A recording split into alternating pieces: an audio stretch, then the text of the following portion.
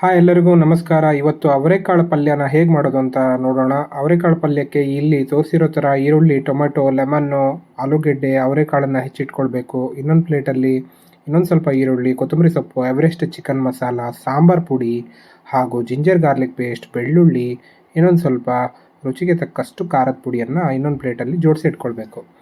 ಅವರೆಕಾಳು ಸೀಸನಲ್ಲಿ ಇದು ನೀವು ಆರಾಮಾಗಿ ಮಾಡಿಕೊಂಡು ರೊಟ್ಟಿ ಅಥವಾ ಚಪಾತಿ ಜೊತೆಗೆ ತಿನ್ಬೋದು. ಒಳ್ಳೆ ಟೇಸ್ಟಿಯಾಗಿರುತ್ತೆ ಈ ಪಲ್ಯ.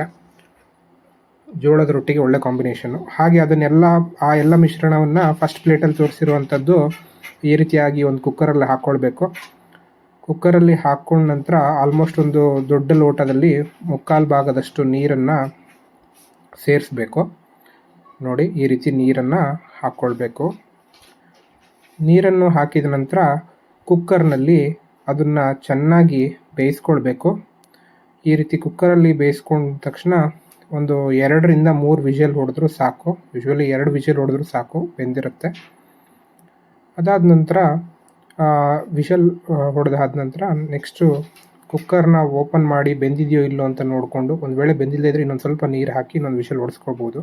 ಹಾಗೆ ಒಂದು 4ರಿಂದ 5 ಚಮಚ ಆಗುವಷ್ಟು ಎಣ್ಣೆನ ಹಾಕ್ಕೊಳ್ಬೇಕು. ಈ ರೀತಿಯಾಗಿ ಒಂದು ಬಾಣಲಿಯಲ್ಲಿ ಹಾಕಿ ನಂತರ 2ನೇ ಪ್ಲೇಟಲ್ಲಿ ನಾವು ತೋರಿಸಿರುವಂತಹ ಮಿಶ್ರಣವನ್ನು ಎಲ್ಲ ಆ ಬಾಣಲಿಯಲ್ಲಿ ಹಾಕಿ ಚೆನ್ನಾಗಿ ಫ್ರೈ ಮಾಡಿಕೊಳ್ಬೇಕು. ನೋಡಿ, ಚೆನ್ನಾಗಿ ಬೆಂದಿದೆ ಇವಾಗ.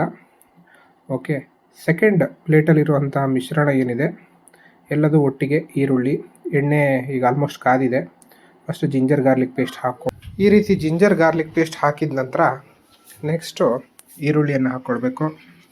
ಆ ನಂತರ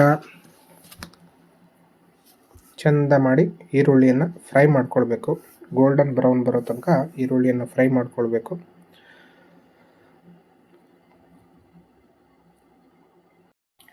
ಈಗ ಚಿಕನ್ ಮಸಾಲವನ್ನು ಆ್ಯಡ್ ಮಾಡಿದ ನಂತರ ಸಾಂಬಾರ್ ಪುಡಿಯನ್ನು ಕೂಡ ನಾವು ಆ್ಯಡ್ ಮಾಡ್ತಾ ಇದ್ದೀವಿ.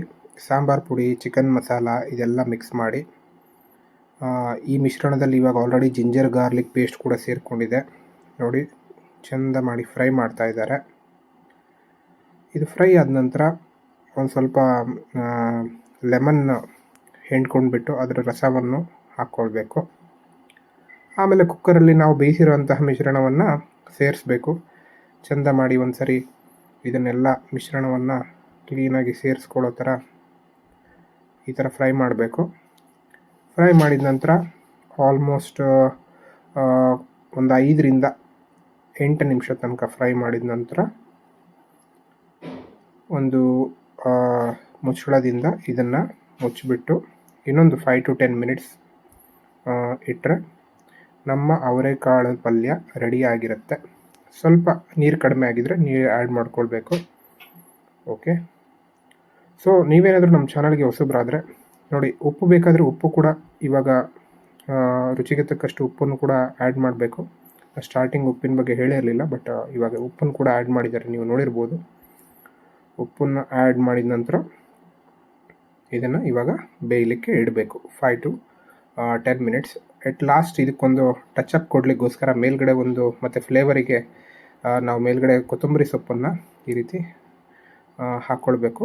ಕೊತ್ತಂಬರಿ ಸೊಪ್ಪು ಹಾಕಿದ ನಂತರ ಈ ರೀತಿಯಾಗಿ ಮುಚ್ಚಳದಿಂದ ಮುಚ್ಚಿ ಒಂದು 5ರಿಂದ 10 ನಿಮಿಷ ಬಿಟ್ಟರೆ ಒಳ್ಳೆ ಸೂಪರ್ ಟೇಸ್ಟಿಯಾಗಿರುವಂತಹ ಅವರೆಕಾಳಿನ ಪಲ್ಯ ರೆಡಿ ಆಗಿದೆ.